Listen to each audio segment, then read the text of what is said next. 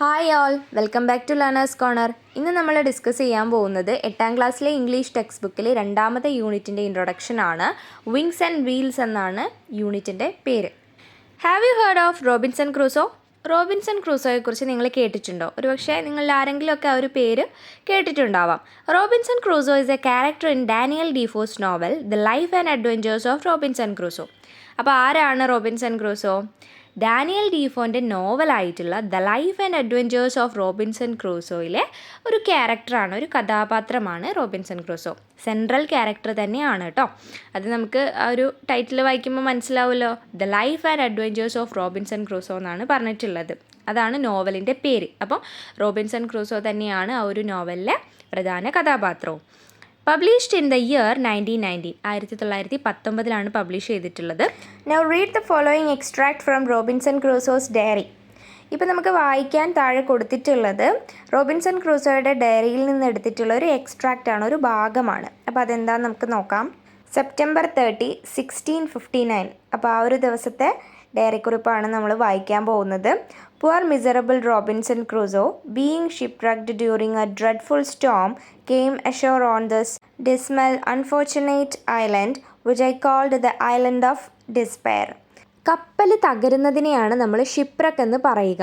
Okay, ഇപ്പോൾ Robinson Crusoe ഉള്ളത് ഒരു മിസറബിൾ കണ്ടീഷനിലാണ്, അതായത് വളരെ ദുഃഖപൂർണമായിട്ടുള്ളൊരവസ്ഥയിലാണ് ഉള്ളത്. എന്തുകൊണ്ടാണ്? അദ്ദേഹത്തിൻ്റെ കപ്പൽ തകർന്നിട്ടുണ്ട്. എങ്ങനെയാണ്? During a dreadful storm. Dreadful means ഭീകരമായിട്ടുള്ള അല്ലെങ്കിൽ അതിശക്തമായിട്ടുള്ള ഒരു സ്റ്റോം, ഒരു കൊടുങ്കാറ്റ് കാരണമാണ് അവരുടെ ഷിപ്പ് തകർന്നിട്ടുള്ളത്. Came ashore on this dismal unfortunate island which I called the island of despair. അപ്പം ഈ ഒരു കപ്പൽ തകർന്നത് കാരണം റോബിൻസൺ ക്രൂസോ ഒരു ഐലൻഡിൽ എത്തിപ്പെട്ടിരിക്കുകയാണ്. ഡിസ്മൽ മീൻസ് ഏകാന്തമായ അല്ലെങ്കിൽ ശോകമുഖമായിട്ടുള്ള എന്നാണ്. അൺഫോർച്ചുനേറ്റ് എന്ന് പറഞ്ഞിട്ടുണ്ടെങ്കിൽ നമുക്കറിയാം നിർഭാഗ്യം, അല്ലേ? ഒരു ഭാഗ്യമില്ലാത്ത ഐലൻഡാണ്. Which I call the island of despair.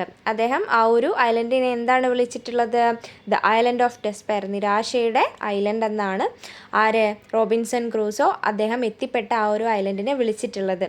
All the rest of the ship's company being drowned and myself almost dead. അപ്പം അദ്ദേഹത്തിൻ്റെ ആ ഒരു ഷിപ്പിലുണ്ടായിരുന്ന ബാക്കി ആളുകൾ, അദ്ദേഹത്തിൻ്റെ കൂടെ ഉണ്ടായിരുന്ന ആളുകളൊക്കെ മുങ്ങി മരിച്ചിട്ടുണ്ട്. And myself almost dead. അതുമാത്രമല്ല അദ്ദേഹം ഓൾമോസ്റ്റ് മരിക്കാറായിട്ടുള്ള ഒരു അവസ്ഥയിലേക്ക് എത്തിയിട്ടുണ്ട്. സോ അദ്ദേഹത്തിൻ്റെ കണ്ടീഷൻ അത്രയും മിസറബിളാണ്, ദുഃഖപൂർണ്ണമാണ് കേട്ടോ.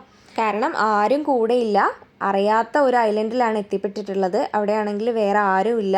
ഒരു അൺഫോർച്ചുനേറ്റ് ആയിട്ടുള്ള ഐലൻഡായിട്ടാണ് അദ്ദേഹം അതിനെ കാണുന്നത് കൂടെ. അതുമാത്രമല്ല ദ ഐലൻഡ് ഓഫ് ഡെസ്പെയർ എന്നും കൂടിയാണ് അദ്ദേഹം ആ ഒരു ഐലൻഡിനെ വിശേഷിപ്പിച്ചിട്ടുള്ളത്.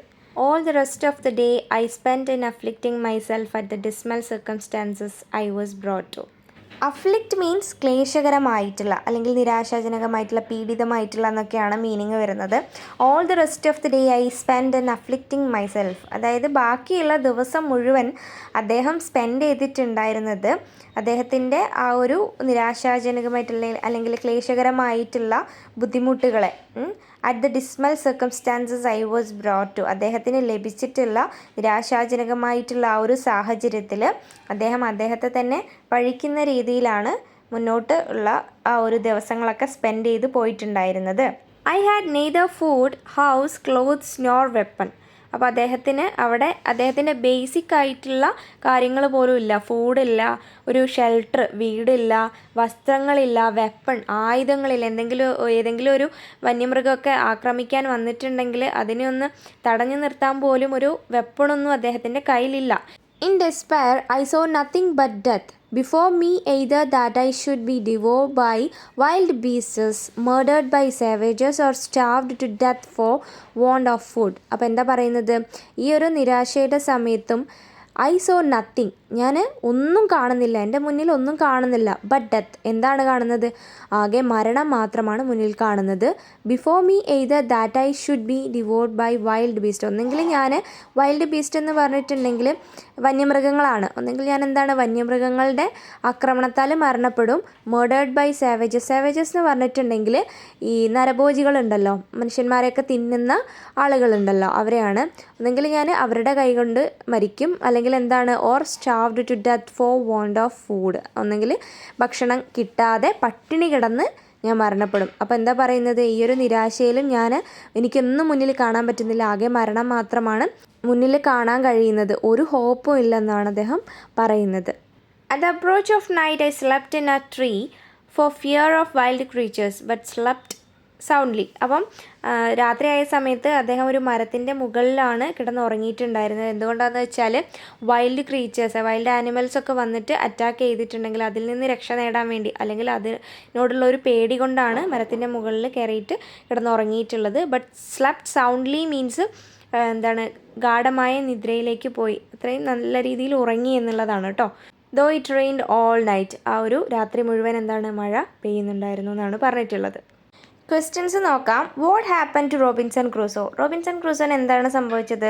Robinson Crusoe's ship wrecked and then he reached a lonely island. അദ്ദേഹത്തിൻ്റെ ഷിപ്പ് അതെന്ത് പറ്റിയിട്ടുണ്ട്? തകർന്നു പോയിട്ടുണ്ട്. അതുകൊണ്ട് അദ്ദേഹം എവിടെ എത്തപ്പെട്ടു? ഒരു ലോൺലി ഐലൻഡിൽ, ആരും ഇല്ലാത്ത ഒറ്റപ്പെട്ട ഒരു ഐലൻഡിൽ എത്തപ്പെടുകയാണ്.